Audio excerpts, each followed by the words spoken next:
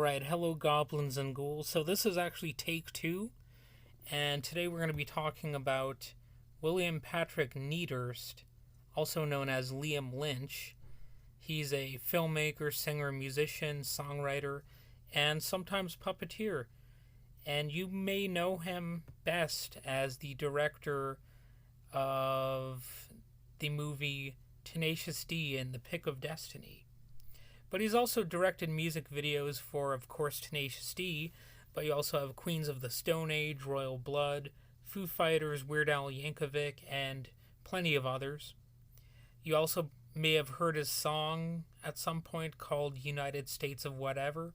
It's a little bit of a novelty song, but I think it's fun. And it's from his 2003 album called Fake Songs.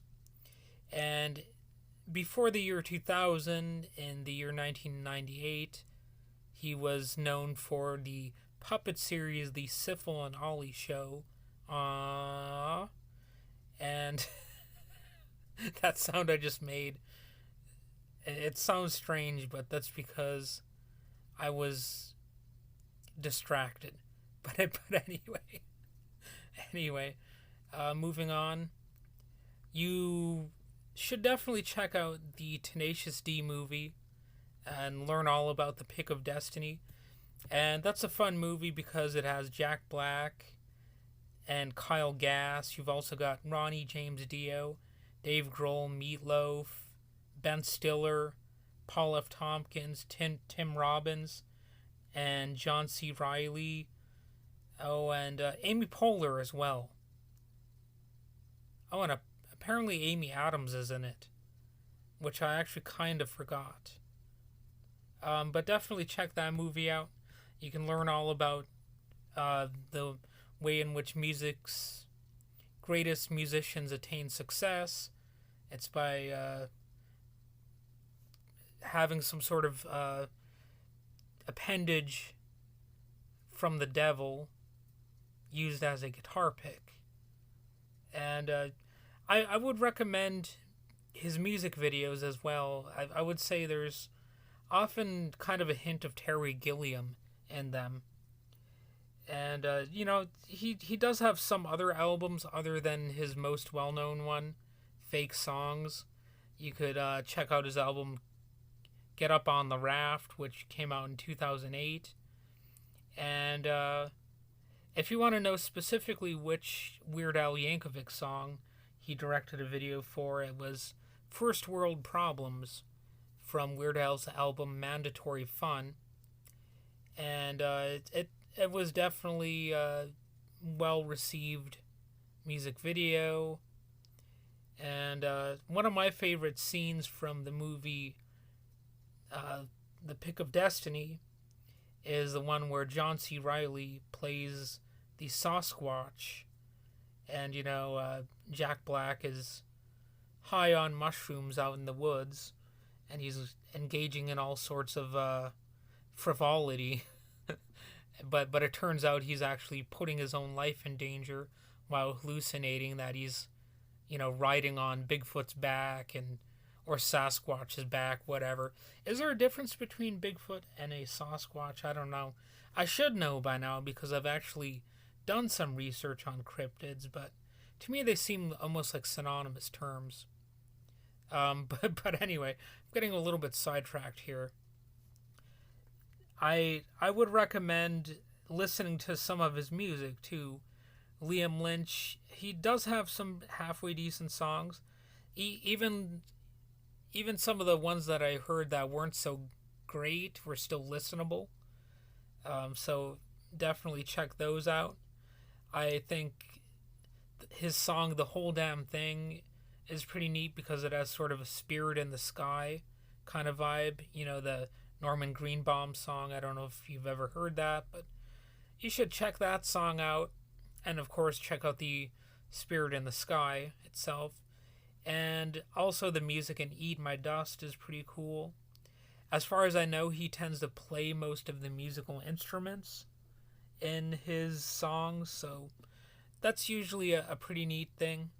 I think that's one of the best things you can be as a musician, is to be independent and basically do what you want. And really, I think Liam Lynch would be a little bit more famous, except the world right now, due to all of these advances in the entertainment industry, where everyone can have 15 minutes. Well, he's got a lot of competition. There are plenty of celebrities out there, plenty of artistic and creative voices who are creating unique content. And one of the problems with that is, a person can have some success, but there's always going to be enough competition that they're not going to be like necessarily the biggest household name. Not like that's always something you need to acquire. But I think, I'm just stating that more as a matter of fact, because no matter how successful you think you are, you can always get kind of forgotten about over time. And I think this whole experience of me like being an entertainment writer has showed me that, like, yeah, you can have slight success, but it's going to be a hard journey if you want to like really climb to the top. And I'm not really one of those types who's going to put in that kind of energy and time. I do this stuff more like for the fun of it, and if other people enjoy it, hey, that's cool. And I've actually had less success with my musical stuff than I have with anything else. So I think somebody like Liam Lynch kind of reminds us that, you're not only in it for success, you're in it because it's what you do. like I don't think, I don't think he was discouraged by the fact that Tenacious D in The Pick of Destiny was actually considered a box office bomb. I think somebody like him is going to keep on creating art and music anyway, because it's really what they do.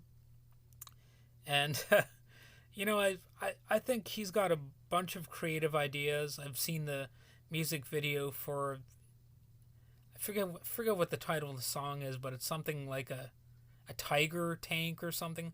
Like there's a tiger in an army tank.